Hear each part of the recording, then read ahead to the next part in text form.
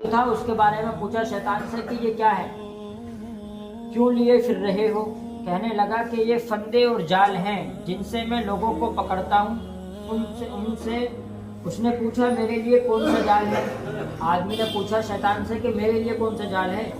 شیطان کہنے لگا کہ تیرے لیے کسی جال کی ضرورت ہی نہیں ہے، تو خود بخود جال میں آ پھنسا ہے۔ تیرے لیے جال ڈالنے کی کوئی ضرورت نہیں ہے، تو خود بخود آیا میرے پاس میں، اور تجھے مجھ سے ملنے کی بھی تمنا تھی تو میری جال میں پہلے ہی آ چکا ہے۔ اس نے کہا وہ واہ، میں ایسا بھی نہیں ہوں کہ جال کے بغیر تیرے ہاتھ آ جاؤں۔ شیطان نے کہا اچھا دیکھ لینا، بات آئی گئی ہو گئی۔ اس کے بعد وہ آدمی اپنے گھر کی طرف روانہ ہوا۔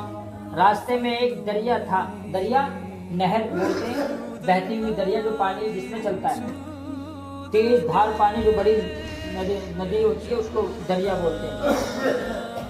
اس کے بعد وہ آدمی اپنے گھر کی طرف روانہ ہوا۔ راستے میں ایک دریا تھا، جب وہ دریا کے کنارے پہنچا تو کشتی جا چکی تھی۔ کشتی کیونکہ ندی یا دریا پار کرنی ہوتی ہے وہ پہلے ہی جا چکی ہے۔ جب وہ پہنچا ہے، جیسے کہتے ہیں نا گاڑی میں 2 منٹ لیٹ تھا اور گاڑی جا چکی تو میری گاڑی چھوٹ گئی، ویسے ہی اس دریا کے بارے میں بتایا جا رہا ہے کہ کشتی جا چکی تھی جب تک وہ پہنچا، تو وہ گویا کہ لیٹ ہو چکا تھا۔ لہذا اس نے فیصلہ کر لیا کہ دریا عبور کر کے جانا ہوگا، دریا عبور پار کرنا کے جانا۔ کنارے پر ہی ایک بڑھیا آفت کی پڑیا جو ہڈیوں کا ڈھانچہ بن چکی تھی۔ بڑھیا آفت کی پڑیا مطلب ایک طریقے سے سمجھایا جا رہا ہے کہ ایک اتنی بوڑھی عورت کنارے پر بیٹھی ہوئی تھی تو وہ ڈھانچہ بن چکی تھی، مطلب اس کے اندر ماس بہت نہ کے برابر بچا تھا، وہ کمزور ضعیف ہو چکی تھی، تو وہ بھی بیٹھی ہوئی تھی۔ کنارے پر ہی ایک بڑھیا آفت کی پڑیا جو ہڈیوں کا ڈھانچہ بن چکی تھی، لاٹھی لے کر بیٹھی رو رہی تھی۔ اس نے پوچھا اماں کیا ہوا؟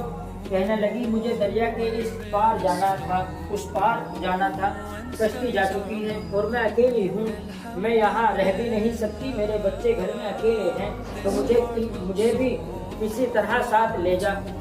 وہی آدمی جو شیطان سے ملاقات کے لیے کرنا چاہتا تھا، اب اسی آدمی کے بارے میں بتایا جا رہا کہ وہ جب آیا تو کشتی جا چکی تھی، وہ بغیر کشتی کے ہے اور دریا پار کرنی ہے، اس کو دریا پار کرنا چاہتا ہے، لیکن بوڑھی عورت بھی وہاں پہ موجود ہے اور اس کی بھی کشتی چھوٹ چکی ہے اور اس کو بھی دریا پار کرنی ہے، اور وہ عورت اتنی ضعیف ہے کہ بغیر سہارے کے وہ چل نہیں سکتی، ڈھانچہ بن چکی ہے، اس کے اندر ماس کی کمی ہے، کمزوریاں ہیں بہت زیادہ، تو وہ جو